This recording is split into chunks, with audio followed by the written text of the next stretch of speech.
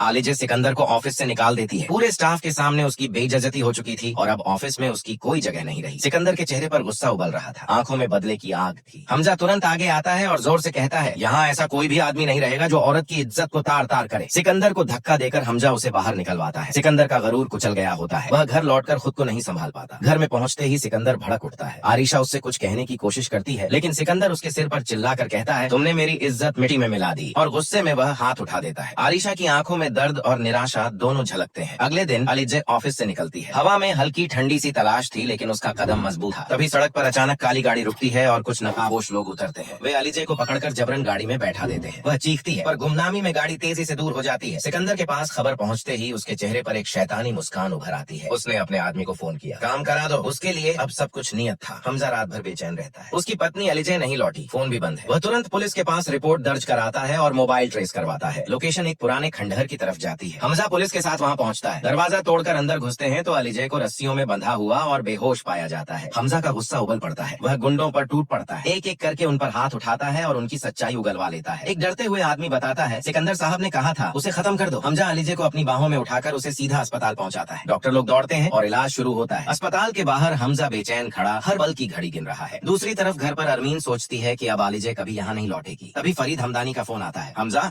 आलिजा अस्पताल में है, हालत गंभीर है। अरमीन का चेहरा उड़ जाता है। उसने जो सोचा था वह उल्टा साबित होने वाला था। पुलिस ने जांच के बाद सिकंदर और उसके गुंडों के खिलाफ सबूत इकट्ठा कर लिए। कुछ ही घंटों में सिकंदर को गिरफ्तार कर लिया गया। वह चीखता है कि वह बेगुनाह है, पर जनता और कानून अब सच की तरफ है। अस्पताल में डॉक्टर आते हैं और राहत की खबर देते हैं। मरीज अब खतरे से बाहर है। हमजा की आंखों में राहत के आंसू आ जाते हैं। फरीद हमदानी उसे साहस देते हुए कहते हैं, तुमने हिम्मत दिखाई, यही मायने रखता है। अरमीन अस्पताल आती है और आलिजा का हाथ पकड़े हुए अब उस पर शर्मिंदगी महसूस करती है। वह नम आंखों से कहती है, मुझे माफ कर दो, मैंने तुम्हें गलत समझा। आलिजा मुस्कुराकर जवाब देती है, गलत फहमी मिट जाती है जब इंसान असलियत देखकर पछताता है। दोनों के बीच उम्मीद फिर लौटी सी रहती है। कुछ दिनों में आलिजा घर लौटी है। घर में फूलों और मिठाइयों से उसका स्वागत किया जाता है। फरीद हमदानी और हमजा की खुशी झलकती है। घर के माहौल में सुकून लौटता है। आरिशा उस खुशी को सहन नहीं कर पाती। उसने जो राह चुनी थी अब उसका अंजाम बदल चुका था। वह चौंकर अपना सामान उठा लेती है और कहती है, यहाँ अब मेरी जगह नहीं रही, और चली जाती है। सिकंदर की गिरफ्तारी के बाद कोर्ट ने उसके खिलाफ सख्त कदम उठाए। पुराने गुनाह और नए सबूतों के आधार पर उसे सजा सुनाई जाती है। जेल में सिकंदर टूटा हुआ दिखा है। जो आदमी कभी दूसरे पर राज चलता था अब अपने किए पर पछतावा कर रहा है। आलिजा अपने घर और हमजा के साथ नई जिंदगी की ओर बढ़ती है। हमेशा के लिए लड़ाई लंबी रही, पर अब सच की जीत हुई है। वह अपने परिवार के लिए खड़ी रहती है और हमजा के साथ मिलकर अपने भविष्य की ओर देखती है।